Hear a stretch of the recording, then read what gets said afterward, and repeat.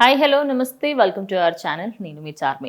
Prithviraj 30 years industry. ఈ మాట వినగానే 30 ఇయర్స్ ఇండస్ట్రీ పృథ్వీరాజ్ నేను అంటూ ఆయన చెప్పుకొస్తూ ఉంటారు. అయితే ఇటు సినీ రంగంలో ఆయనకు మంచి పాపులర్ ఉన్నమాట వాస్తవం. కానీ పొలిటికల్ రంగంలో కూడా ఆయన ముందుకు వెళ్ళాలి అని చెప్పేసి చాలా ప్రయత్నాలే చేశారు. అదే క్రమంలో ఇటు వైఎస్ఆర్సీపీ పార్టీకి సంబంధించి ఎంతోమంది నేతలు ఆ పార్టీలో జాయిన్ అవ్వకన్నా ముందు వైఎస్ఆర్సీపీ పార్టీని మెచ్చుకోకపోయినా పర్వాలేదు, కానీ అపోజిషన్లో ఉన్న పార్టీ ఏదైనా సరే తిట్టిపోస్తే ఖచ్చితంగా ఆ పార్టీలో ఒక స్థానం ఉంటుంది అనేది అందరూ అనుకున్న మాట.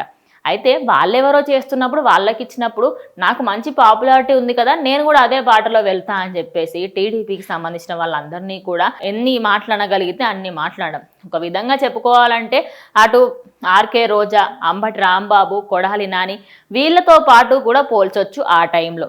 అయితే ఎస్వీబీసీ పోస్ట్ కూడా ఆయనకి ఇవ్వడం జరిగింది. సరే, పోస్ట్ ఇచ్చిన తర్వాత అయినా ఆయన సక్రమంగా ఆయన పని చేసుకున్నారా?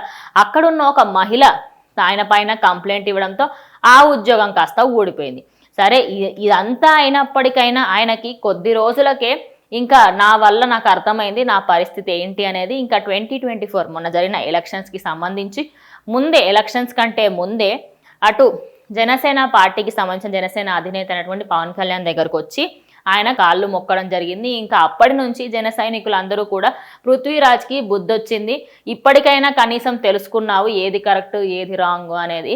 ప్రజెంట్ సోషల్ మీడియా అంతా ఈ ఫోటోని, అదేవిధంగా ఈ వీడియోకి సంబంధించిన క్లిప్స్ని అయితే అటు జన సైనికులైతే దాన్ని మళ్ళీ పోస్ట్ చేస్తూ ఉన్నారు. ఇక దీని గురించే పృథ్వీరాజ్ అయితే ముందు ఆయన చేసుకున్న వాటికి సంబంధించి కూడా ఆయన ఇప్పుడైతే నేను జనసేన పార్టీకే అంకితమని, అదేవిధంగా కూటమి ప్రభుత్వానికి ఎప్పుడు కూడా నేను వాళ్ళ వెన్నంటే ఉంటాను అనుకుంటూ కూడా చెప్పుకోవడం జరిగింది. ఇక దీనికి సంబంధించి అటు పవన్ కళ్యాణ్ కూడా సరేలే వదిలేస్తానులే అని చెప్పేసి ఆయన కూడా ఆయన చేసిన తప్పులన్నింటినీ క్షమించేసి తన పార్టీలో కూడా జాయిన్ చేసుకున్నారు. ఇక దీనిపైన మీ అభిప్రాయం ఏంటో కమెంట్ చేయండి.